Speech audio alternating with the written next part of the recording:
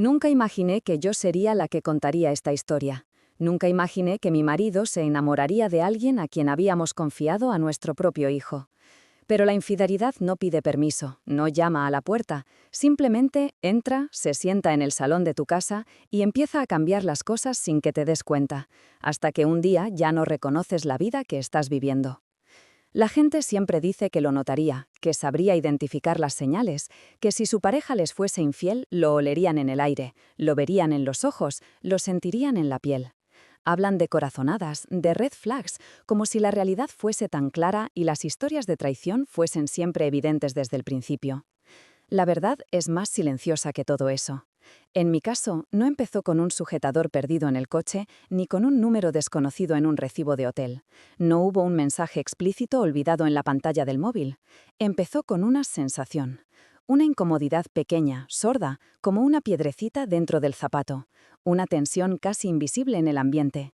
Una mirada de Daniel que se quedaba flotando un segundo de más en algo que yo no veía.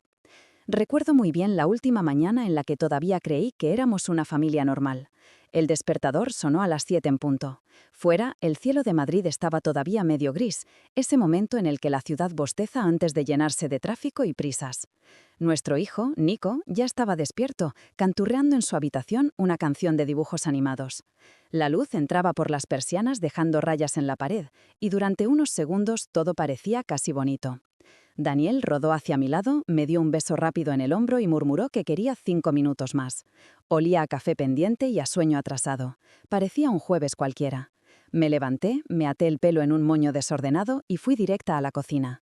Puse la cafetera italiana en el fuego, corté una barra de pan para las tostadas, saqué el zumo de naranja del frigorífico. Preparé el bocadillo de Nico, jamón cocido con queso, un zumito pequeño y un par de galletas María. Siempre le escribo una nota, una tontería en un post-it doblado que dice algo como «Estoy orgullosa de ti» o «Eres mi persona favorita». Es mi forma de estar con él cuando no estoy. Daniel entró en la cocina con las prisas de siempre. La camisa medio abrochada, el cinturón colgando, la corbata aún en la mano. Me dio un beso distraído en la mejilla, me dio las gracias por el café y preguntó por un informe que juraría haber dejado en el salón. Le señalé la mesa del comedor, al lado de una montaña de cartas del banco que llevábamos posponiendo. Nos movíamos uno alrededor del otro con la precisión de quien ha repetido la misma coreografía durante años. Pasar el plato, coger la taza, abrir el cajón de los cubiertos. No era una de esas relaciones de película que parecen perfectas, pero si alguien me hubiese preguntado en ese momento, habría dicho que estaba bien, que éramos estables, que teníamos nuestras manías, nuestras discusiones, nuestros días malos, pero que nos queríamos. No habría dicho que algo en mí empezaba a apretarse, aunque lo sentía, una especie de aviso que yo misma intentaba silenciar. Los tres bajamos juntos al garaje. Nico saltaba entre nosotros, dándonos la mano a cada uno, balanceando los brazos como si no pesara nada. En el ascensor no paraba de hablar de su cole, de que estaban aprendiendo a leer frases más largas, de que la seño Ana le había dicho que ya casi podía leer solo el cuento de los 3 cerditos. Sonreía con esa sonrisa sin filtros que solo tienen los niños. La primera vez que oí el nombre de Ana no significó nada. Era simplemente la tutora de Nico, una más de la lista de profesoras, pediatras y monitores de extraescolares que se cruzan en la vida de tu hijo. Alguien a quien das por hecho que puedes confiar porque lleva una bata, porque trabaja con niños, porque te habla con voz suave. Ahora, cuando escucho ese nombre, siento como si me tocaran una herida. Al llegar al cole, el típico caos de cada mañana.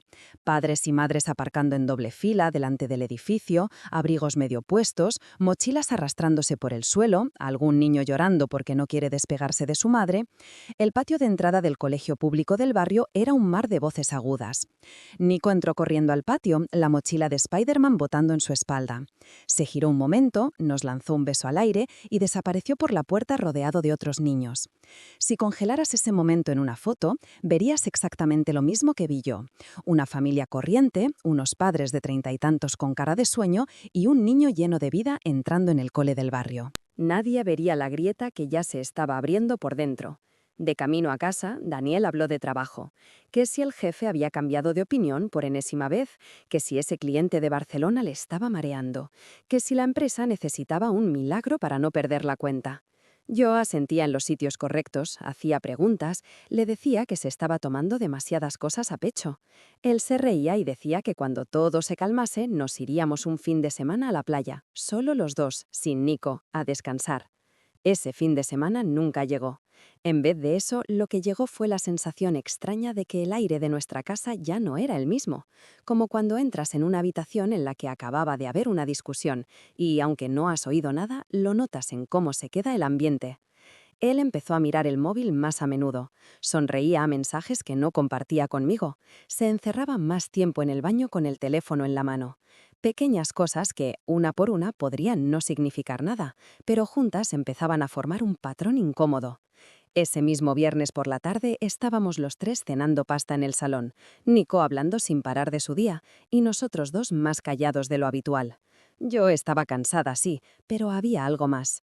En un momento, Nico se puso a reírse solo. Le pregunté de qué se reía. «De papá y la seño Ana», dijo. Daniel levantó la vista del plato como si alguien le hubiese tirado agua fría por encima. Nico, con la boca llena, intentó imitar lo que había pasado. Dijo que su padre había contado un chiste en clase cuando pasó a leer con el grupo de lectura, que la seño Ana se había reído tanto que se había llevado las manos a la cara, que se le habían puesto las mejillas rojas, que casi se le caía el boli al suelo. Mientras lo contaba, yo me reí, porque la imitación era graciosa, pero mi risa se quedó colgando a medio camino cuando vi la cara de Daniel. No fue algo grande, no es que se pusiera blanco ni que tirase el vaso al suelo. Fue un pequeño gesto, un segundo de rigidez en la mandíbula, una mirada demasiado rápida, la espalda recta de repente, como si le hubiesen pillado haciendo algo que no debía, aunque lo que Nico contó no tenía nada de extraño. Después se relajó, hizo una broma, cambió de tema, preguntó por el partido de fútbol que Nico quería ver el domingo. Si no lo hubiese estado mirando, tal vez ni siquiera habría notado nada. Pero lo noté. Esa noche, en la cama, mientras él miraba el móvil con la pantalla dándole luz a media cara, la escena se me repitió en la cabeza. Nico riéndose, la seño Ana tapándose la cara, Daniel tensándose un segundo. Me giré hacia él. «¿Te ha ido bien en el trabajo?», le pregunté. «Sí, un día largo, como siempre». «¿Y en el cole? Porque no sabía que estuvieras entrando tanto en clase». Se encogió de hombros, sin apartar la vista de la pantalla. «Voy cuando puedo», dijo. «A Nico le hace ilusión que esté allí, ya lo sabes». Apagó el móvil y lo dejó en la mesita, boca abajo. Me dio un beso corto y se giró de lado. Yo me quedé mirando la oscuridad. Nunca me había planteado la posibilidad de una infidelidad en mi casa. Eso les pasaba a otras personas, a las parejas de los programas de la tarde, a los vecinos de los que se hablaba en voz baja en el portal, a esa prima lejana que había terminado separada. A nosotros no. Nosotros teníamos un niño pequeño, una hipoteca, rutinas compartidas, la compra del Mercadona por hacer cada semana. Pero esa noche, por primera vez, pensé la palabra: infidelidad. Era como decirla en otra habitación y escuchar el eco. 3 días después, el eco se hizo más fuerte. Lo recuerdo porque fue un miércoles medio tonto. En la oficina, a media mañana, recibí un correo del colegio. El típico correo general del centro, con un recordatorio de las reuniones de padres y un pequeño informe sobre cómo iban los niños. Al final del mensaje había una nota de la tutora de Nico, Ana. Agradecía nuestra implicación, decía que Nico era un niño cariñoso, curioso, que ayudaba a sus compañeros. Y abajo, en la firma, aparecía su foto. No sé exactamente qué esperaba. Tal vez una mujer mayor, con aspecto severo, gafas en la punta de la nariz, cierta frialdad, algo que no me hiciera sentir nada. Pero no era así. En la foto había una mujer de unos 30 y pocos años, con el pelo recogido en un moño suelto y unos pendientes pequeñitos. La sonrisa era tranquila, abierta, de esas que parecen decir «aquí estás a salvo». Los ojos le brillaban de esa manera que tienen algunas personas al escuchar atentamente a los demás. No era espectacular ni llamativa, pero tenía una presencia serena, cercana, que invitaba a confiar. Me quedé demasiado rato mirando esa foto. No porque me pareciera guapísima, ni por celos, al menos no conscientemente. Era otra cosa. Era ponerle cara al nombre que había empezado a aparecer demasiado a menudo en las historias de mi hijo. Cerré el correo y seguí con mi día. Pero por la tarde, al ir a recoger a Nico, la vi por primera vez en persona con esa nueva consciencia. Ana estaba en la puerta del aula, hablando con un grupo de padres. Tenía puesta una chaqueta de punto color beige y unos vaqueros sencillos. Sonreía, asentía, se inclinaba un poco hacia adelante cuando escuchaba, ponía una mano en el brazo de alguien para enfatizar una frase. Tenía ese tipo de lenguaje corporal que hace que los demás se sientan entendidos. Di 2 pasos más y entonces lo vi. Daniel, apoyado en la pared del pasillo con los brazos cruzados, esperando. Se suponía que ese día me tocaba a mí recoger a Nico. No habíamos hablado de que él viniera. No había mencionado nada en el desayuno, ni por WhatsApp, ni con una llamada rápida. Mi estómago se encogió. Él no me vio al principio, estaba mirando a Ana. No con descaro, no de una forma sucia, con atención. Con esa mezcla de admiración y cercanía que reconocí porque en algún momento me la había dado a mí. Cuando Ana me vio, saludó con la misma sonrisa cálida. Puso una mano suave sobre el hombro de Nico cuando salió con la mochila medio abierta. Hoy ha leído de maravilla, dijo. Se concentra mucho más. Se nota que trabajáis con él en casa. Le di las gracias y sonreí, pero mis ojos se fueron a Daniel. No sabía que vendrías, le dije. Él se recolocó la camisa sin saber muy bien qué hacer con las manos. Se me ha cancelado una reunión, respondió, y he pensado en pasarme a hablar con Ana sobre unas fichas de comportamiento que estamos rellenando. No había ninguna ficha de comportamiento. Ana miró hacia otro lado, rápida, como si no quisiera meterse en la conversación. La charla terminó pronto. Ella se despidió con educación, otro padre se acercó, los niños se dispersaron. Nosotros 3 salimos al patio. Nico nos daba la mano a cada uno, contento por habernos visto a los 2 allí. Mientras caminábamos hacia el coche, miré de reojo hacia la puerta del colegio. Ana estaba apoyada en el marco, observándonos marchar. No tenía cara de culpable ni de enamorada. Tenía una expresión difícil de descifrar, una mezcla de ternura, cansancio y algo más profundo, algo que no supe nombrar en ese momento. Esa noche, cuando acosté a Nico, volví a abrir el correo del colegio solo para mirar otra vez la foto de la firma. Me encontré estudiando el gesto de su boca, el brillo de sus ojos, la manera en la que inclinaba ligeramente la cabeza. Buscaba algo que me dijera que era una mujer capaz de cruzar ciertas líneas. No lo vi, pero tampoco vi nada que me asegurara lo contrario. Al día siguiente, antes de comer, el teléfono vibró con una notificación de la app del colegio. Estaban haciendo un pequeño taller de lectura en clase. Habían subido un par de fotos a la plataforma para los padres. Las abrí sin pensar. En la primera, los niños estaban sentados en el suelo, cada uno con un libro en la mano. En la segunda foto reconocí a Daniel. Estaba en una silla diminuta, de las de los niños, con las rodillas por las orejas, sosteniendo un cuento abierto. A su alrededor, 3 niños se reían. A su lado, sentada, Ana. Llevaba el pelo recogido en una coleta alta, un vestido sencillo. Y la expresión de su cara lo decía todo. Se estaba riendo, de verdad, con la cabeza ligeramente hacia atrás, la mano cerca de la boca, los ojos arrugados. Daniel la miraba con una sonrisa blanda, de esas que nacen en los ojos y no solo en la boca. Según él, ese día tenía una mañana llena de reuniones importantes. Mi corazón empezó a latir más fuerte, pero no deprisa. Era más bien como si cada latido pesara el doble. La foto se me quedó clavada. No estaban pegados, no se tocaban, no había nada que se pudiera llamar prueba en un juicio rápido. Pero lo que había entre ellos, en esa imagen, no era una relación neutra y fría entre un padre y la tutora de su hijo. Guardé el móvil sin saber muy bien qué hacer con esa información. Esa tarde estuve más callada en el trabajo, más dispersa. Al llegar a casa, preparé la cena en silencio mientras Nico me contaba su día. Daniel llegó más tarde de lo normal. Entró con un «qué paliza de día» en los labios y un beso en el aire. Durante la cena, él apenas levantó la vista del plato. El móvil vibraba en la mesa cada pocos minutos y él lo miraba con un gesto que yo ya reconocía. Una mezcla de impaciencia y adicción. «¿Quién es?», pregunté. Él ni siquiera fingió pensar la respuesta. «Del curro», contestó. «Es una locura lo de esta semana». Volvió a dejar el teléfono boca abajo. Más tarde, cuando Nico ya dormía, yo estaba doblando ropa en el salón. Desde el pasillo empecé a oír la voz de Daniel. Estaba en el baño. Hablaba bajito, casi susurrando. No entendía las palabras, pero reconocía el tono. No era el tono con el que se discute la factura de un proveedor, ni el tono con el que se habla con tu jefe a esas horas. Era un tono cálido, suave.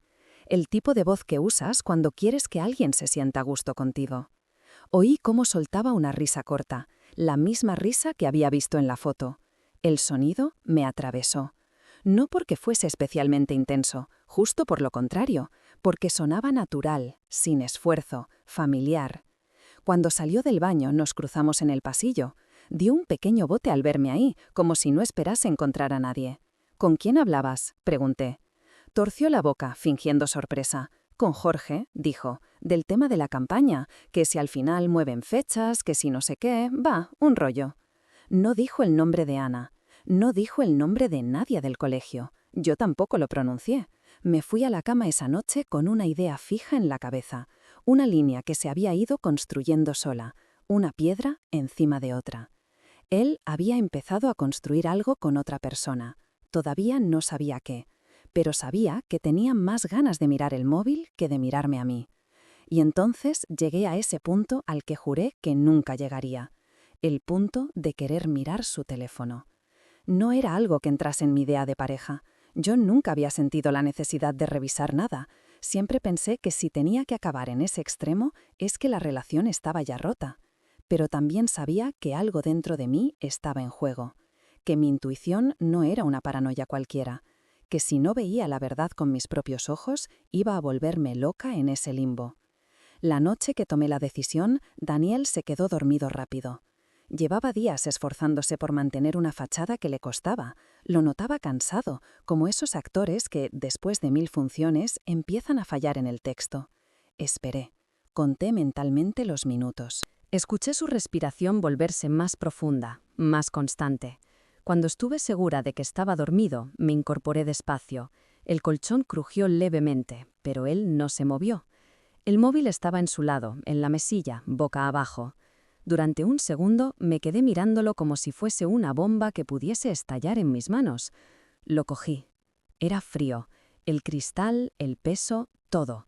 Como si supiera que yo no debería estar sosteniéndolo. La pantalla se encendió y me mostró el teclado para el código. Ahí, otro segundo suspendido. Un pequeño hilo de esperanza ridícula, pensando que quizá lo habría cambiado, que me encontraría con un bloqueo que me obligaría a parar y que podría decirme a mí misma que había respetado un límite. No lo había cambiado. Su contraseña seguía siendo mi fecha de cumpleaños. Que el móvil se desbloqueara con esos números me dolió aún más. Era como si me dijera que él confiaba ciegamente en que yo no miraría, que estaba tan segura de mi lealtad que ni siquiera hacía falta protegerse. Abrí la aplicación de mensajes, lo clásico. Vi el grupo de su familia, el chat con su hermano, con su madre, los chistes malos del grupo de amigos del instituto. Nada raro, nada fuera de lugar. Seguí bajando. Entre los nombres conocidos apareció uno que no lo era. Solo un número de teléfono, sin foto de perfil, sin nombre guardado. Abajo, una vista previa. Gracias por quedarte más rato hoy. No sabes lo que me ha ayudado. El corazón me dio un latido raro, como si tropezara. Abrí el chat. No era muy largo, una docena de mensajes, quizá 15. Ninguna foto, ningún corazón, nada que sirviese como captura perfecta de una infidelidad. Pero a veces la traición se esconde en el tono, no en los emoticonos. El primer mensaje de ella era de unos días atrás. Me vino bien hablar después de clase, se me estaba haciendo cuesta arriba. Gracias. Él había respondido, para eso estoy, en serio, no tienes que llevar tú sola con todo. Otro mensaje de ella. Siempre sabes qué decir, me haces sentir menos tonta por agobiarme. Su respuesta. No eres tonta y no me agobias, lo contrario, lo contrario. Seguí bajando. Ese mismo día por la tarde, cuando él dijo que estaba liado con reuniones, ella había escrito, «Hoy estabas especialmente atento. Se me ha hecho corta la tarde». Y él había contestado, «Contigo se me hace corto todo». Dejé de respirar unos segundos. No eran mensajes de una conversación puramente profesional. No hablaban de fichas de matemáticas ni de horarios de tutorías. No había ni una sola mención a Nico, ni una. Más abajo, el último mensaje de ella, de la noche anterior. Espero no haber cruzado una línea. Confío en ti. Quizá demasiado. Tragué saliva.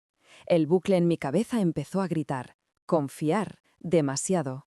Lo peor no era solo lo que se decían, sino la facilidad con la que se lo decían, esa naturalidad, esa especie de complicidad que nace cuando dos personas se sienten vistas de una forma especial. Bloqueé el teléfono, lo dejé exactamente donde estaba y me fui al baño. Cerré la puerta despacio, abrí el grifo y me quedé sujetando el lavabo con las dos manos, la frente casi pegada al espejo. No lloré a gritos, no rompí nada. Las lágrimas me salieron como si alguien hubiese abierto un grifo muy fino, silenciosas, persistentes.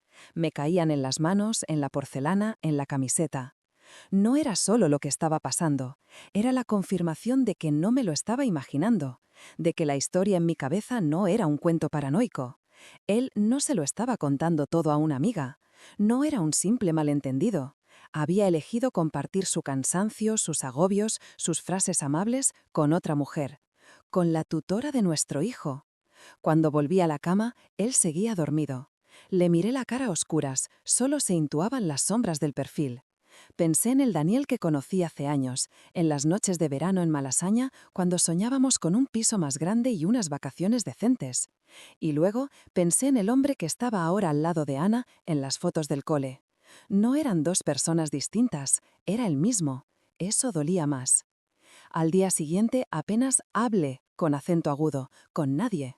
Fui a trabajar por inercia, contesté correos, asentí en reuniones, fingí que escuchaba. Tenía la cabeza en otra parte.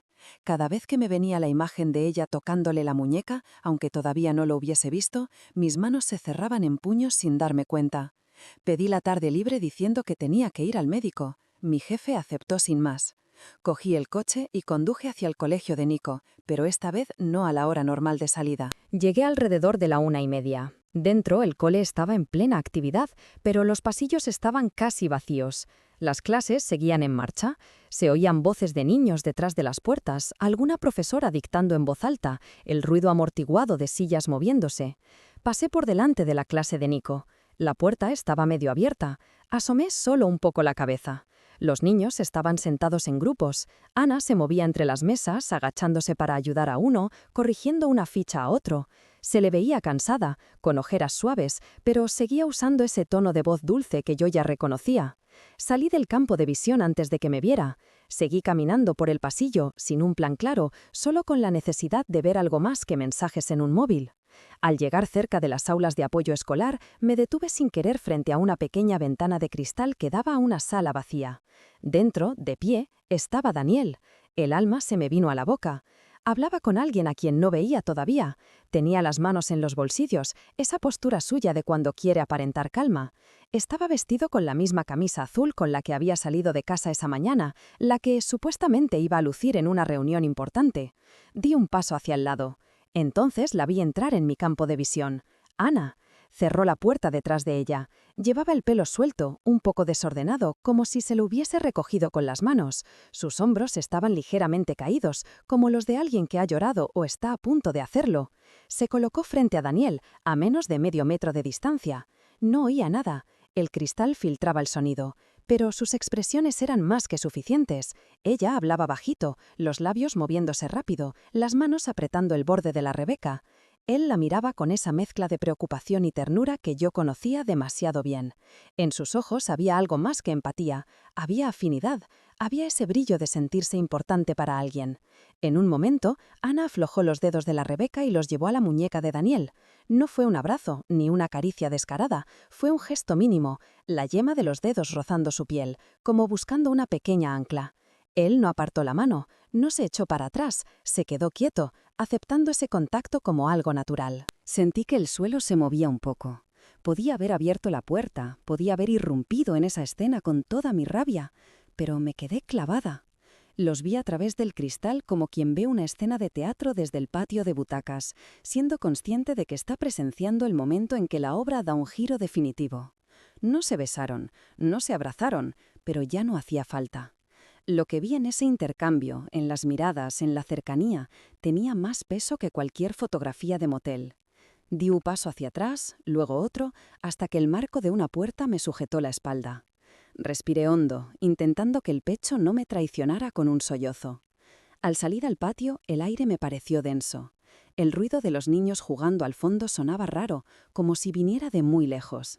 Me metí en el coche, cerré las puertas y dejé caer la cabeza sobre el volante. Ya estaba. La historia había cruzado una frontera. No era solo en mi cabeza. No era una suma de señales grises que podían interpretarse de varias formas. Era la realidad. Mi marido había decidido crear una intimidad con la profesora de nuestro hijo.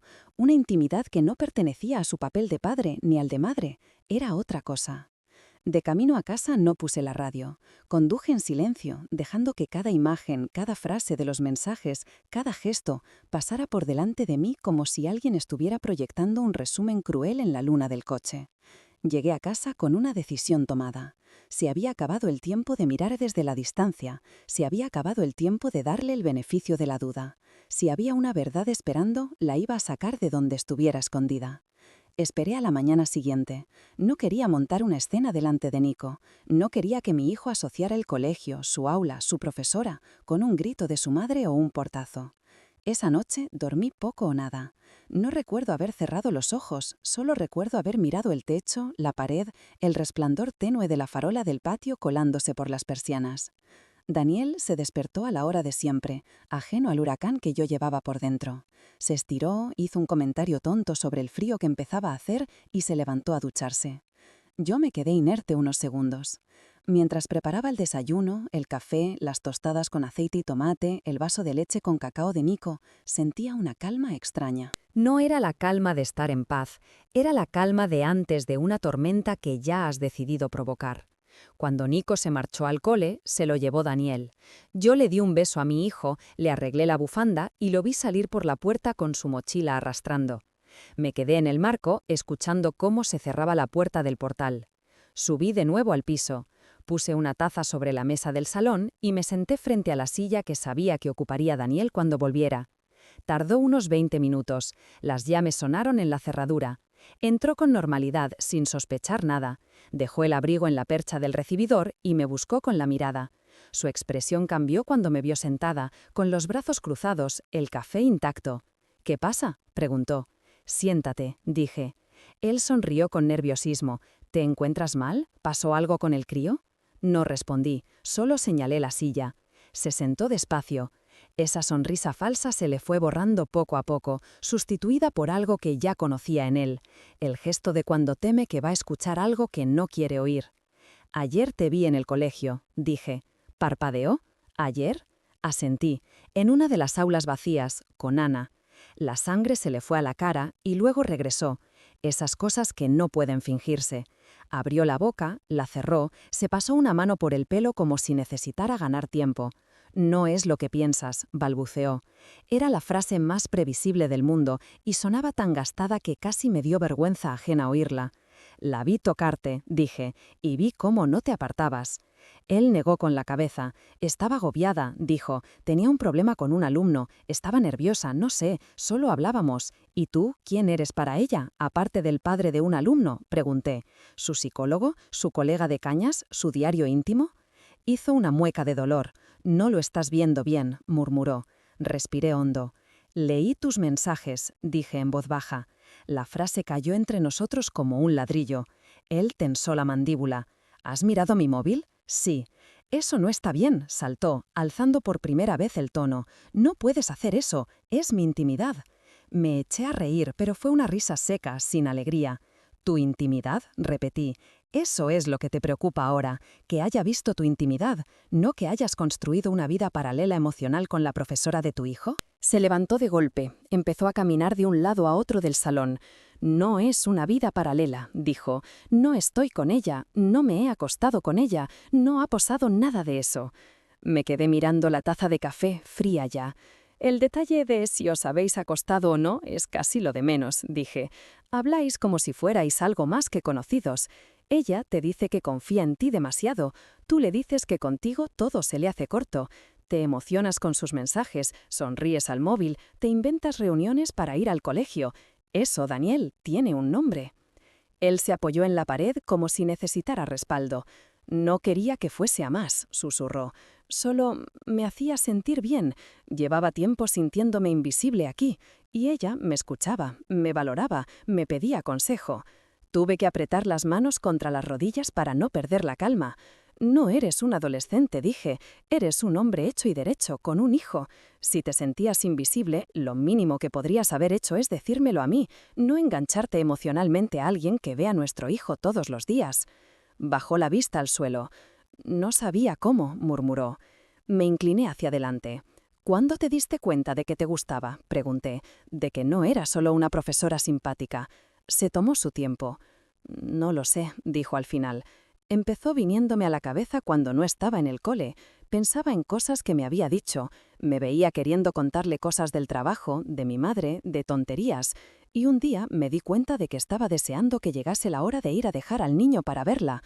El corazón me dio un vuelco en el pecho. Sentía que necesitaba vomitar, pero me obligué a seguir escuchando. ¿Y ella?, pregunté. ¿Te ha dejado claro que sentía lo mismo? Se encogió de hombros con tristeza. No me ha dicho te quiero, si es eso, murmuró. Pero se apoya en mí, me mira como si me viera de verdad, no me juzga. Me dolió oír esas palabras porque, durante mucho tiempo, fui yo quien le miró así. ¿Y no te parece una brutal falta de ética por su parte notar que tú sientes eso y no poner freno? ¿No te parece gravísimo que se haya permitido traspasar esa línea contigo teniendo en cuenta quién eres para tu hijo? Él apretó los labios. No lo había pensado así, susurró. Claro que no. Tú estabas ocupado sintiéndote especial. Hubo un silencio largo. Podía oír a alguien pasar por el rellano, la cisterna de un baño de arriba. Todo lo demás era el sonido de su respiración entrecortada. ¿Vas a dejarme?, preguntó al final. Esa fue su primera preocupación real. No respondí inmediatamente. Miré por la ventana del salón, las fachadas de ladrillo rojo de los edificios de enfrente, la ropa tendida en las cuerdas. Madrid seguía su ritmo. No lo sé, dije. Lo único que sé ahora mismo es que esto que has hecho tiene consecuencias. Para ti, para mí y sobre todo para Nico. Pronunciar el nombre de nuestro hijo en ese contexto fue como clavar un cuchillo en medio de la estancia. Se le quebró un poco la voz. No quiero hacerle daño, dijo. Ya lo has hecho, contesté, aunque él aún no lo sepa. Se tapó la cara con las manos y se dejó caer de nuevo en el sofá. El cuerpo entero le temblaba. Por un momento tuve la tentación de sentarme a su lado y abrazarle, como en otras crisis, pero me quedé de pie.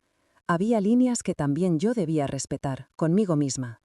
Esto que has creado con Ana, continué, no es solo una historia entre adultos, está dentro del espacio donde nuestro hijo aprende, juega, confía. Has metido tu romance emocional donde él debería sentirse más seguro después de casa. Él se encogió sobre sí mismo.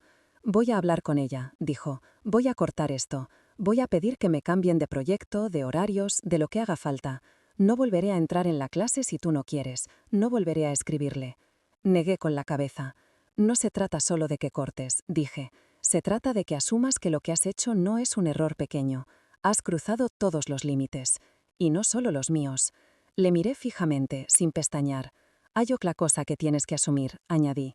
Puede que esto haya sido el principio del final de nuestro matrimonio.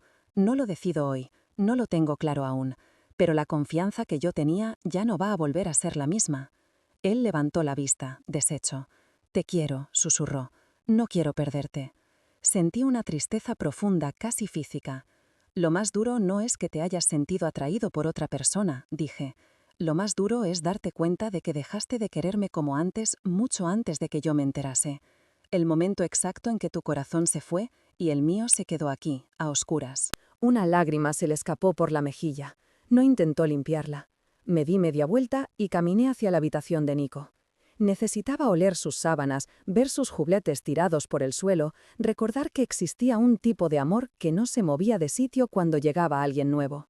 Detrás de mí, escuché la voz de Daniel, rota, pronunciar mi nombre.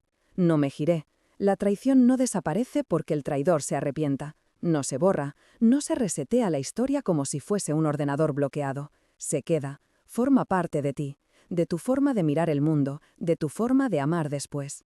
Ese día no tomé ninguna decisión definitiva. No pedí el divorcio, no hice las maletas, no leé CH con acento agudo del piso. Eso vino después, de otras formas, en otros momentos. Pero algo sí terminó para siempre. La mujer que yo había sido antes de ver ese mensaje, antes de esa foto, antes de ese aula con un cristal en medio, dejó de existir. Lo que quedó fue alguien nuevo, alguien que caminaba sobre los restos de una confianza rota, recogiendo pedazos con cuidado, intentando no cortarse demasiado.